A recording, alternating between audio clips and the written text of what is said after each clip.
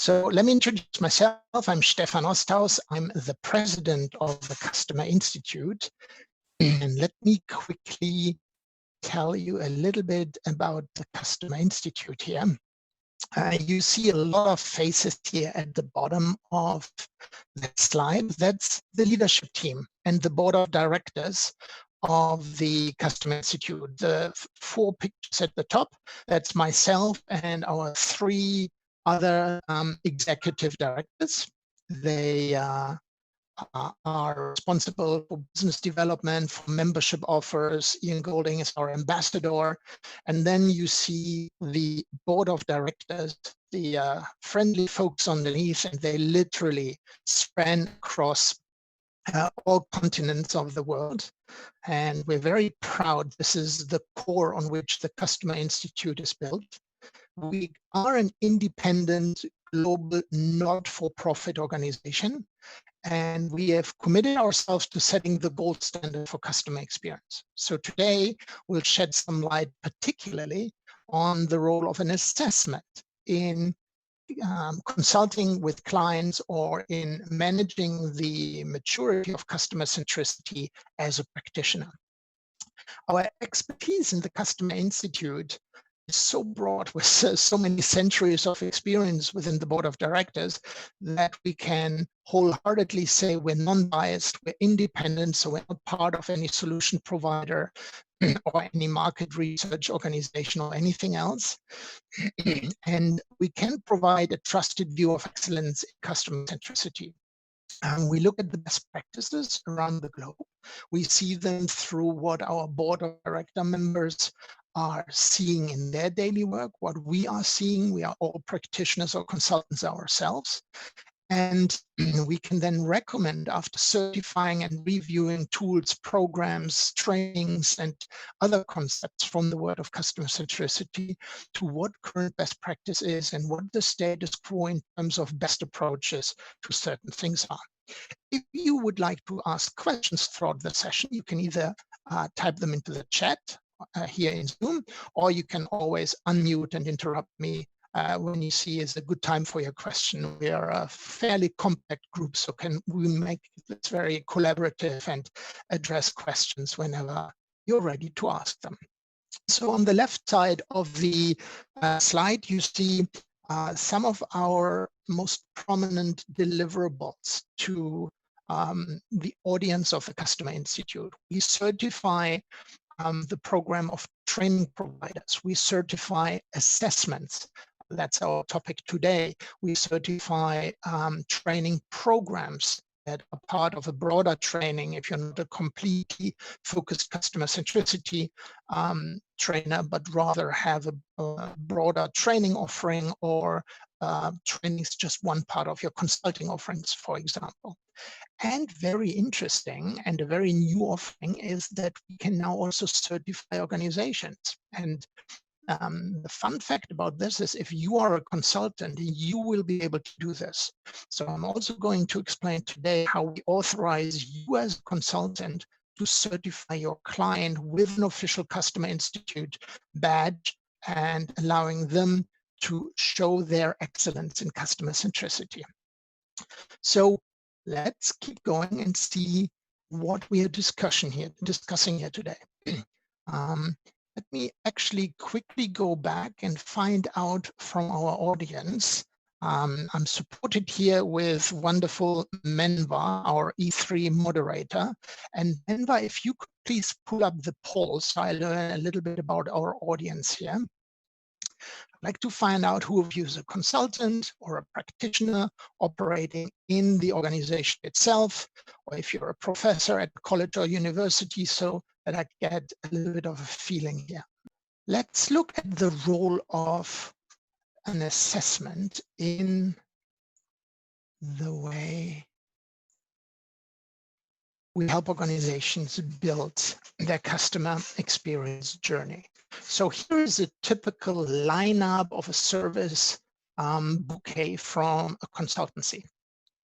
Basically, we differentiate in the world of customer experience large turnkey providers like the big four consultancies who come into an organization and a few $100,000 or $1 million later and a few months later, everything is set up turnkey as per the RFP. And then on the other hand, we have the strategic consultants who are the wingman of the internal head of customer experience and help the client build their customer centricity program with their own resources. Bottoms up, often more sustainable this way because everyone is already involved. But we look at these strategic consultants here for a moment. So the assessment is typically the first step of every customer experience journey, because you want to find out what the current baseline in an organization is. Of course, once you walk the corridors of the client and look at things yourself, you will already get a good impression, either as a new head of customer experience or as a consultant.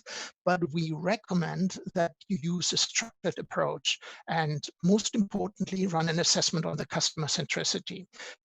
Depending on the strategic direction of the organization, it might make sense to also run an assessment on employee centricity.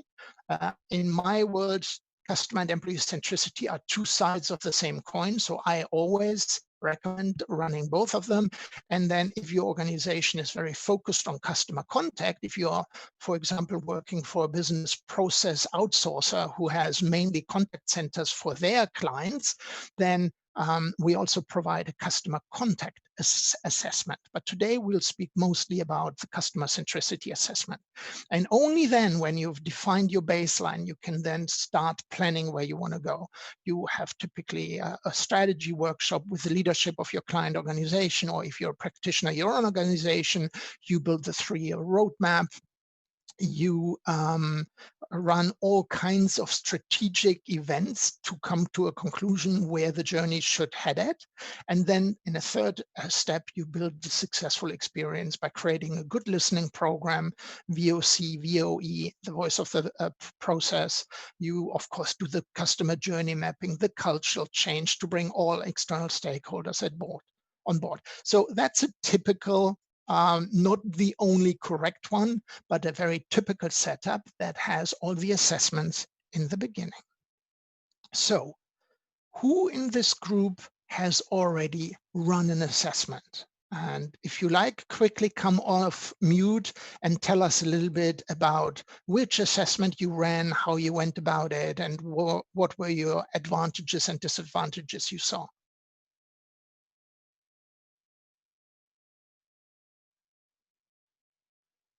Anyone would like to share? Please think about you on mute, and you can unmute yourself with the microphone button that appears when you move your mouse and go to the top of your screen. Then the mute and unmute button will appear. So as you think about this, let me give you an example of a customer centricity assessment with a focus on customer support, the contact centers.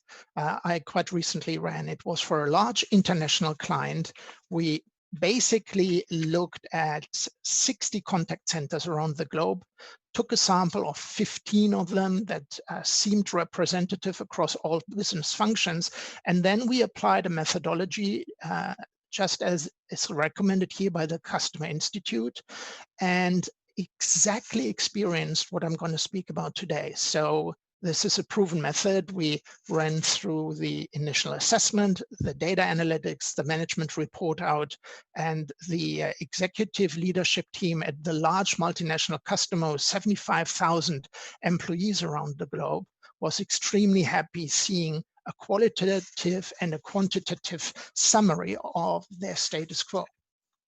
All right, any experiences to share from folks in the room? Very good. So I take this for now that nobody has run an assessment now, then maybe you will be more than interested in a case study. This is a different one, not on customer centricity, not on customer contact, but an assessment on customer centricity. So the client in this case wanted to get a baseline to measure future improvements. They are very early in their program and said, we need to understand the status quo to know where we want to improve. It's a Germany-based life science branch of a global company. They have 500 employees in headquarters and around 150 additional employees in an outsourced service center. The program objective of this assessment was to identify room for customer experience improvements across all parts of the organization, as well as create a baseline to measure future improvements against. That makes a lot of sense because you might have already achieved 58% of the perfect customer centricity program, and then you don't just want to launch random improvement activities, you want to get a prioritized assessment of your room for improvement.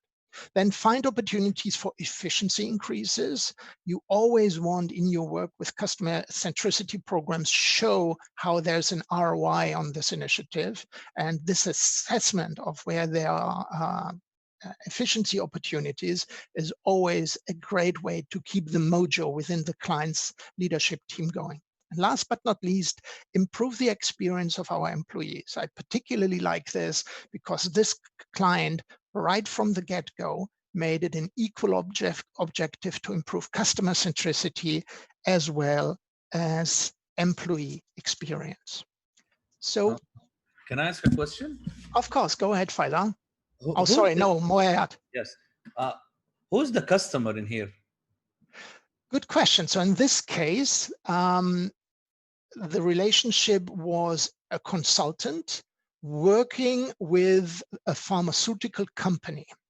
The pharmaceutical company provides drugs to particular segments of the health sector. So for example, oncology, urology, particular medication they are a market leader for.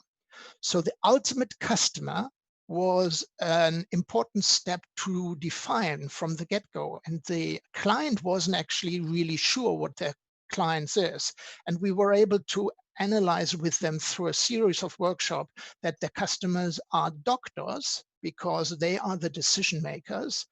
Of course, they want to include customers, the patients and the family's patient, even though in Germany you have no commercial relationship with the patient.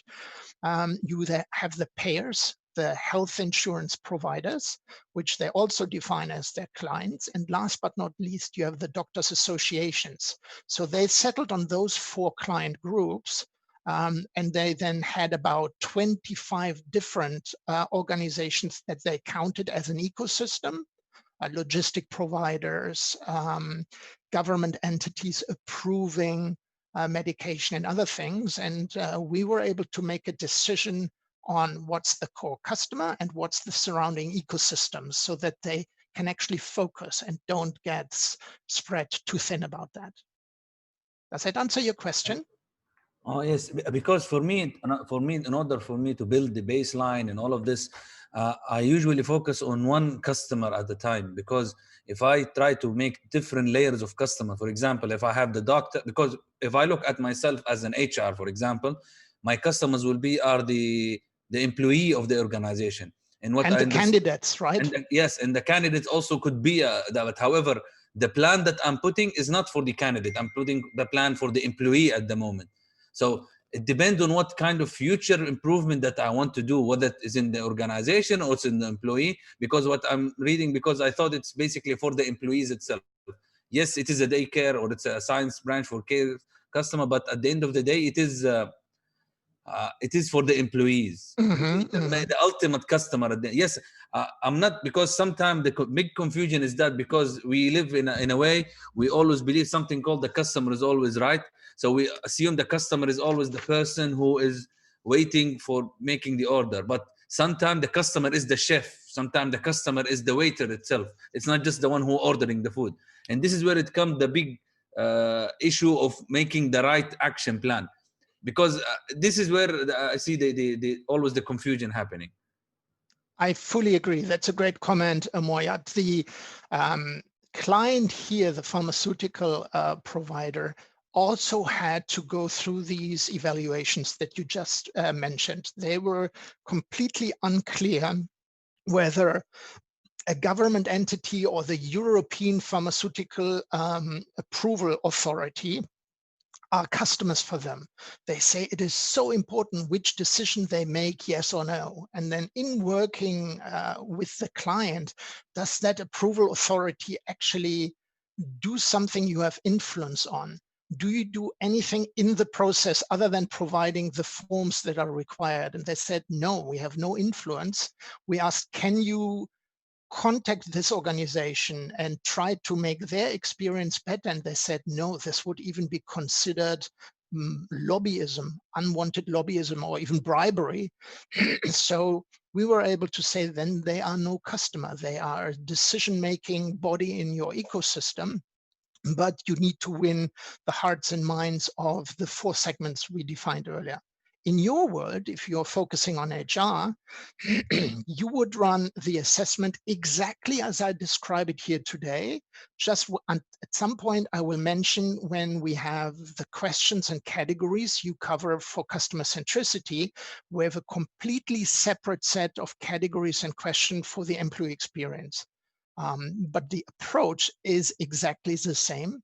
So everything you hear today, where I'm going to use the example of customer centricity assessment, you can run exactly with a different set of questions for customer experience, employee experience, sorry, and customer support if you have an organization focusing on contact centers. Very good comment. Anything to add, Moyat? You're on mute. Very good. So I conclude that your question has been answered. Otherwise, feel free to jump in. Very good comment here. We need to understand who our customer is. The question that Moyat also brought up was, if you have, like in this example, 4 customers, shouldn't we start an assessment with 1 only?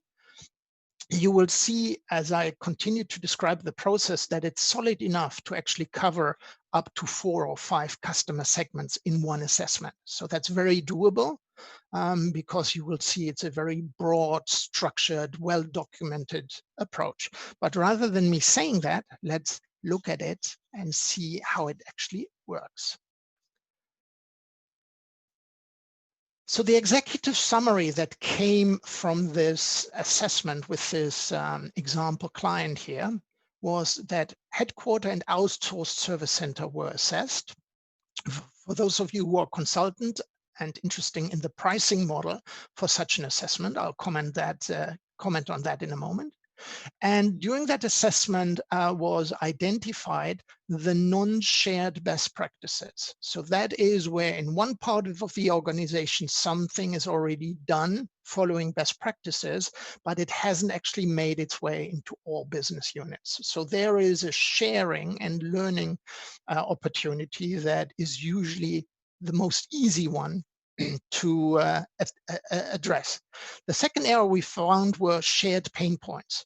So while so far everyone thought that problem A was just a topic for business unit 1 and 7, it was then concluded that this particular problem span across most business units, and everyone was feeling the pain and started to independently address it. And the opportunity here was to combine the effort and very efficiently create a solution across all business units to address this pain point. So identify this opportunity. And last but not least, we saw industry best practice that hadn't even made its way into this client organization. And that is another big value for the client when he sees how we can show him best practices from other worlds that might address problems this particular client hasn't even been aware of yet or thought there's no solution to it. So as a result, there was significant increases in efficiency, and there will be more as we are only in the path of execution right now, increases in sales and increases in customer satisfaction, very often through reduced customer effort. So the assessment is without a doubt a great method to start your consulting, or if you're a practitioner, to start your program with. And even if you are already in a later phase of your program and you have not done an assessment yet, it's never too late to launch one, because even if you feel you have already made 7 steps, then creating an assessment now as an 8th step will help you to prioritize as you progress into step 9, 10, 11, and so on. Because particularly more mature programs very often reach a point of slowdown where they go, okay, where do we focus on from now? We have created voice of the customer, we have the first results, where are our opportunities to continue? And even then an assessment is a great first tool. So the Customer Institute recommended assessments give you about 1 to 2 weeks on site with a client. So you are collecting evidence by looking at the categories I'm going to speak about in a minute. You're going to perform stakeholder interviews with different groups to the in the organization. You will have interviews with executive team members, with, for example, HR, with the customer experience team, but many topics you will discuss with frontline and back office employees themselves. And if possible, you will go through some mystery shopping and kick the tires on the core processes within the organization. So after these 1 to 2 weeks, depending on the size of the organization, you then lock yourself up in a room with yourself or some help from your network or your organization, and you do the scoring and validation. I'll show you the details around this in a moment here. And you'll be doing the benchmarking against best practice, the analysis of what you heard and measured, and you will be doing some objective scoring. Because if in the interviews towards a question, how well are you doing ABC, you hearing from everyone an average of 8, because everyone in the organization says, and that's an 8 out of 10, oh, we're doing really well in this category, then you as an expert will look at this and say, it's actually not an 8. Best practice is so far ahead of what you guys are doing, and you will then, based on your experience, rate it down to a 5, for example, and that's part of the scoring and validation. So you don't just statistically aggregate your interview respondents scoring, but you will now address your own best practice. For some of the categories we're using, you might not be a real expert, or you might just have some basic knowledge. And this is why we provide a scoring guide for the customer centricity dimensions we ask you to look at, so that you get a reminder or an introduction into what the typical benchmarks are, where you should deduct points, or how a typical best practice looks like for which you should award points. So great support in the assessment package that you are getting.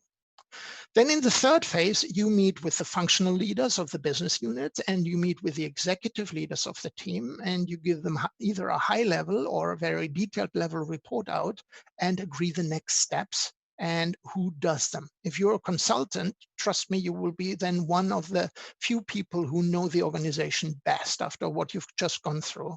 And that makes you a primary candidate for helping with the improvement activities coming from this. So with that said, let's look at the first phase, the 1 to 2 weeks on site and what you're doing there. This is more yet the example where I said, this is the structure for the customer centricity assessment. It's 10 dimensions. Each of the dimensions you see on the screen has 10 subcategories with detailed questions for all of these things. And for each of these resulting 100 subcategories, you can award between 0 and 10 points. So that makes it very easy to understand. It's a 10 by 10 by 10 equals 1,000. So that the client can easily understand, oh, okay, I scored 710 out of 1,000, and it gives them a really good feeling on where they stand and how much room for improvement they have. So you can read the customer centricity dimensions. We're looking at purpose and vision, We're looking at the culture that we find as a status quo in the organization today. How much do we need to change to create the right environment? You will document the current leadership situation. Does the leadership set the right example? You will, even in the customer centricity assessment, look at the employee benefits. Do we treat our team well, even now at the beginning? You will look at the voice of the employee, so you can see that we make employee experience a strong part of our customer centricity. So do we want to improve? Do we listen to the employees who know best where to improve? We then look at the journey mapping. Has it been done? To which extent and to which detail? We look at the voice of the customer, of course. This is the core listening. We look at the analytics. What's happening with the data after you collected them from your customers, your employees, and your processes? And after you've analyzed and found room for improvement, what governance do you deliver? Do you act on the inside, or does everyone just shrug and say, okay, too bad, let's move on to the next topic?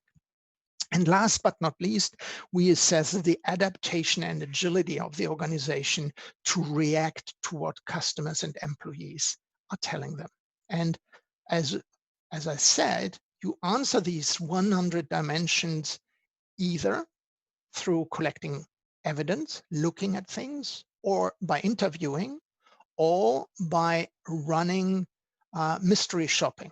There are also some dimensions out of the 100 where you will simply assess.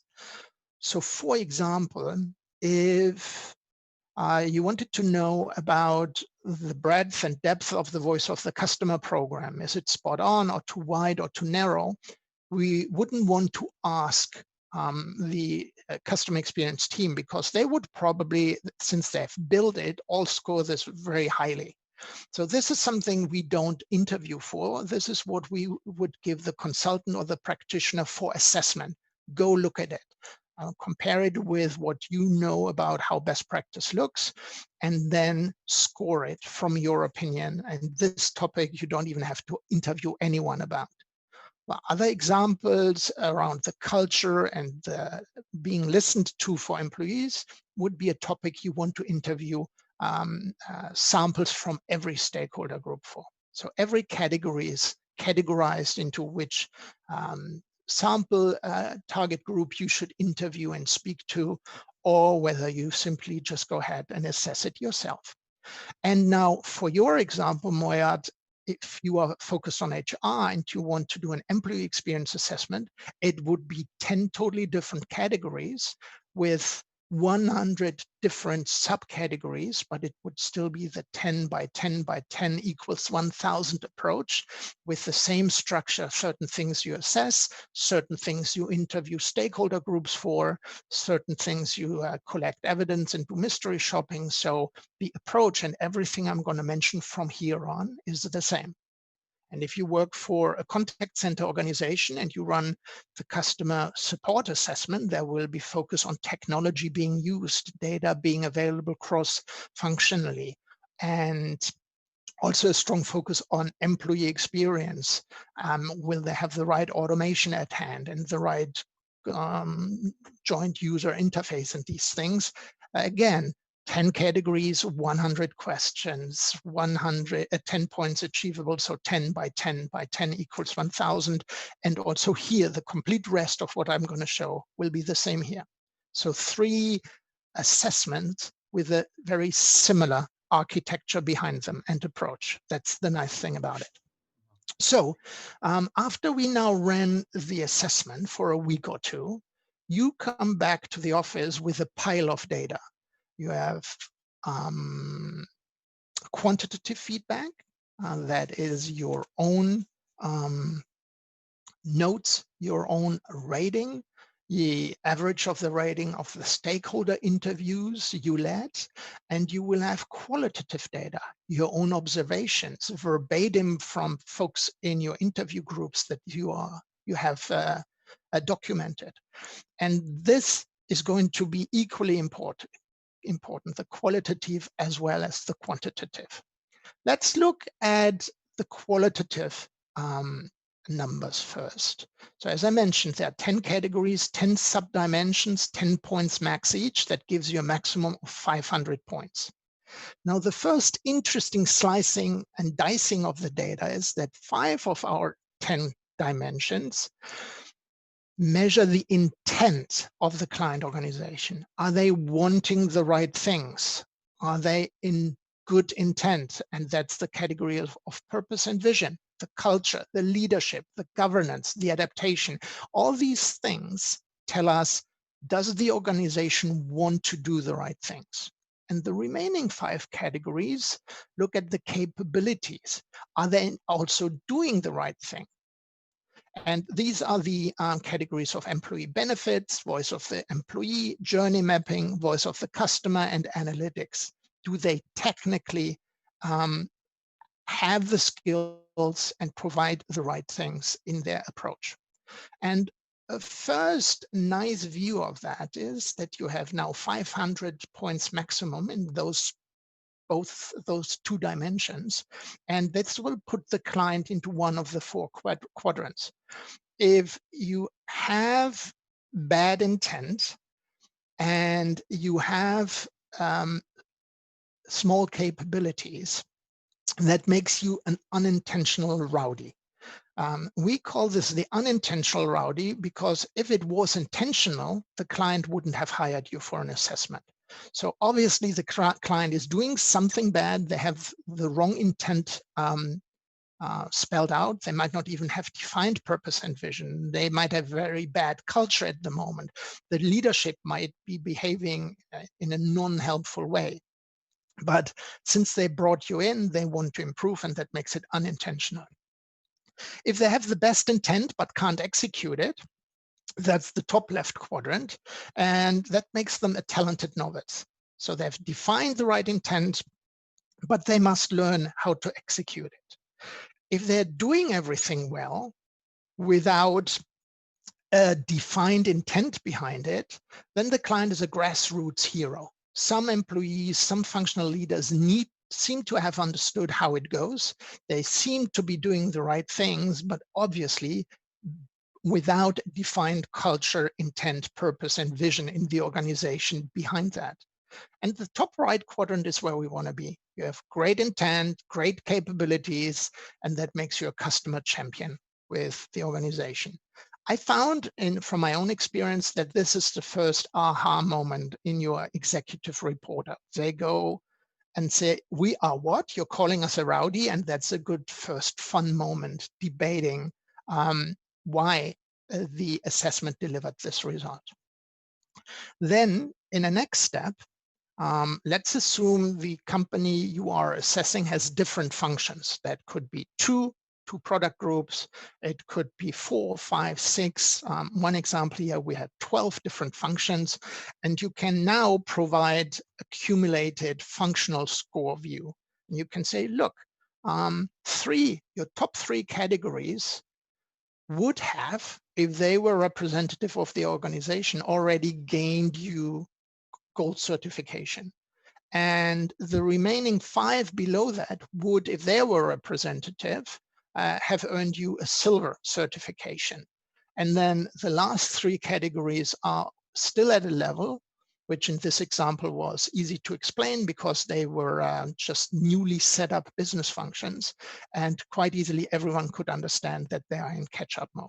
So that is another great discussion in the leadership team, and it makes the quantitative element of the assessment nicely tangible for everyone in the client organization. For those of them who really like data, we also provide the opportunity to run spider web analysis by business unit. The dimensions here are from a customer support assessment. So these are, as an example, the 10 dimensions we use with 10 subcategories in the customer support assessment. But for the customer centricity, you already learned the approach is the same. And then the business units can compare. So the 3rd one might compare themselves with the 10th one, and they go like, ha, ha, ha, we're better there. One business unit, for example, number 10 can say, ooh, on the efficiency scale, we're really, really bad. And they can then find a champion who's doing really, really well, like the first one on the efficiency side, and they can try to learn some best practices. So another benefit from the quantitative comparison, it allows the business units to identify where they go and where they want to learn from. So in the customer centricity assessment for our client, we then went into the high-level findings. And in this particular case, we found 5 topics. We found that the voice of the customer program is not integrated with the CRM. So more automation would be the next step there. They need a better voice of the employee system. They are just doing an annual survey at the moment. And they have completely forgotten about employee suggestion program that no employee remembered they had. They organizationally need to implement champions for the CX initiative across all functions.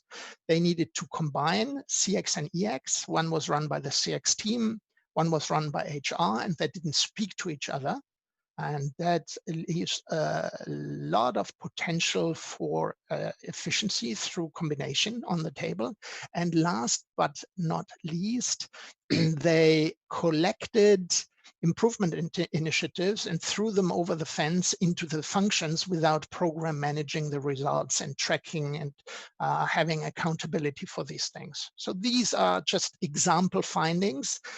There will always be different ones. No matter how often you run these assessments, they will always be different top ones. And then we had, I think, 3 minor findings. They were the functional findings per function in the organization. That's the long tail, very interesting for the functional leaders, but not interesting at all for the executive team.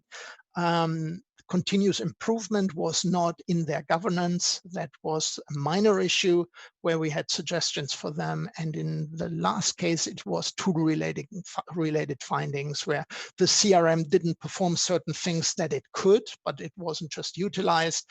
The VOC solution they had in place had additional functionalities that they were not yet using. So very helpful for the client to kick the tires on these things and make recommendations.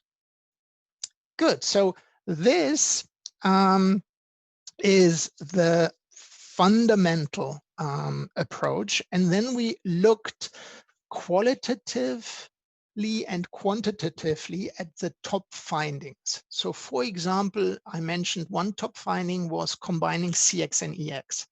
We have 100 of these charts at the top for 100 questions. And you said, those 4 actually relate to the finding of combining CX and EX.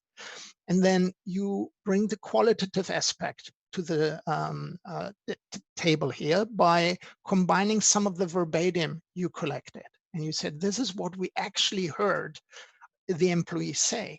And there will be some very drastic examples, real wake-up calls for the executive team.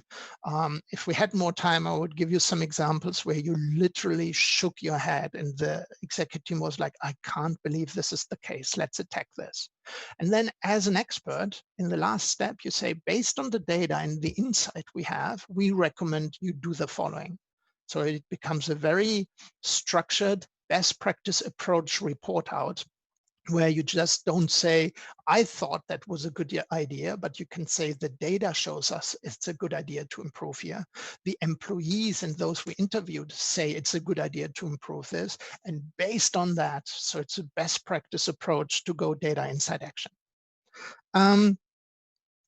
With that being said, it's time to schedule a management report out and the functional report out, and that will actually make it very, very exciting to see what the client takes away from that.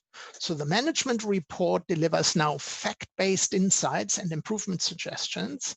It is neutral because you as an expert or as a consultant from the outside are now quite visibly delivering neutral and independent insights from a certified expert. If you use the Customer Institute methodology, You will go through an introduction training explaining how to deliver the program. That makes you a Customer Institute certified provider of this assessment.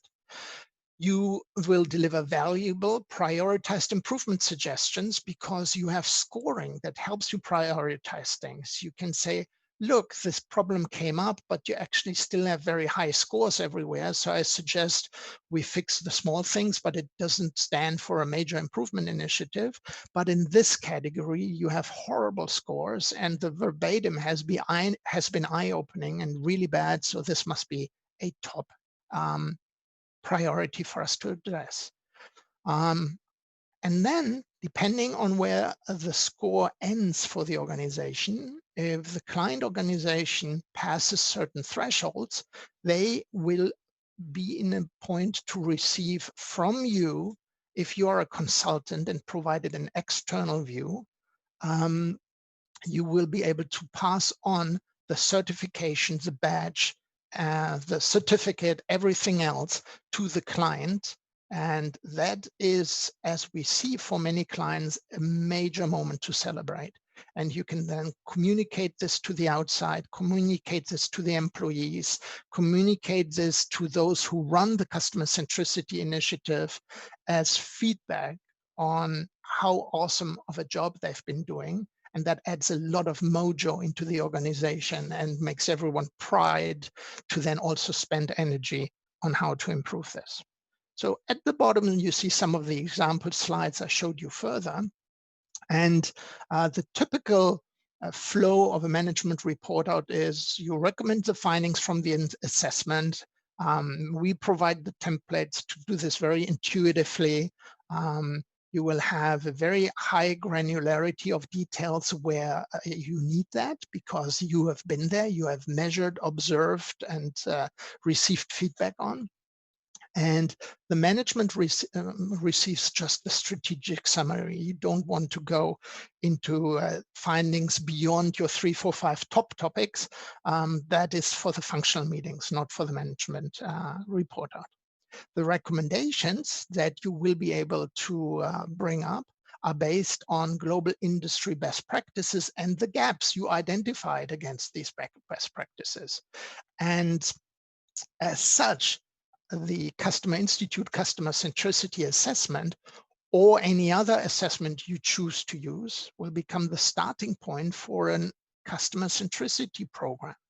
And it will be very profound. It will be very well documented qualitatively and quantitatively. And as you then discuss the actionable next steps, you will be in the middle of a decision program. Decision process with the management and functional leaders who then say, thank you very much. This is interesting for us. Bye-bye, which I've never experienced or heard about. Normally, everyone says, yeah, now that we invested the money in the program, we want to attack this as well. So let's do initiative 5, 7, 13, and 22 at first, or if you did a good job prioritizing, let's do initiative 1, 2, 3, and 4 first.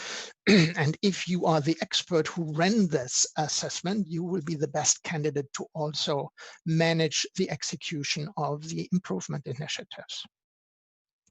So that is basically the whole flow from 1 to 3, 1 to 2 to 3. Let's speak about pricing. Of course, if you use your own assessment methodology, you will have your own pricing and you know how much effort goes into that. This particular assessment I introduced today is completely provided by the Customer Institute. So the recommended base price towards the client is 25,000 euros, or the equivalent in your local currency, for one assessment for one headquarters that you're looking at. And you saw it's about a 4-week investment of your time to do that. The sample client, the pharmaceutical organization we spoke about today, had an outsourced contact center with another few hundred employees that performed a critical corporate function.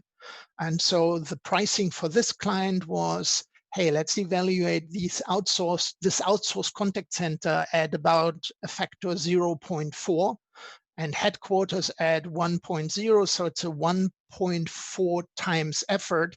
So their list price was 35,000 euros, not the list price, but the project price for their assessment was 35,000 euros. If you are the consultant, that's mostly relevant for external providers of the assessment, then you're completely free to set a different price if you would like. So you can charge more or less depending on your local market maturity and the local readiness and willingness to pay consultants for these services. You will have to pass a method training with the Customer Institute that is slightly more detailed than this here. We will introduce all the elements that are part of the templates. You will get the interviewing and scoring template, the management reporting and functional report out templates. You will receive a scoring guide that explains for each of the 100 dimensions what the best practice and the source for earning points is, but you will also understand the typical pitfalls. And if you find those, use them as a reason to reduce scoring so that you have a realistic guiding North Star on your on your scoring. And you will, as a provider of this assessment to your client, be authorized to pass on certification to the client. That's the only way where the Customer Institute provides third parties to pass on certification. Otherwise, all the certifications we provide for your tools, your methods, and other things is how you earn certification by being reviewed by a Customer Institute review board. Here, the process is so structured and so tamper-proof and so standardized on how scoring and everything else that we feel comfortable letting expert consultants actually pass on certification based on the thresholds.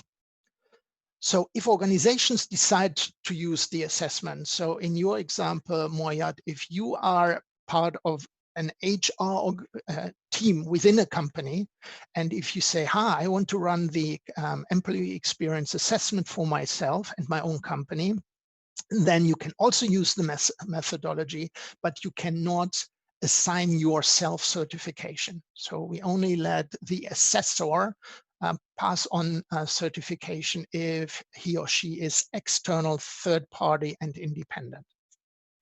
So that's about the pricing. And that's about the majority you need to know about the customer centricity assessment. So let's open it up for any questions you have. And I would like to hear what's going on in your brain, where you're probably already asking yourself, how can I apply this to my clients, or if you're an internal practitioner, to my internal organization. So please.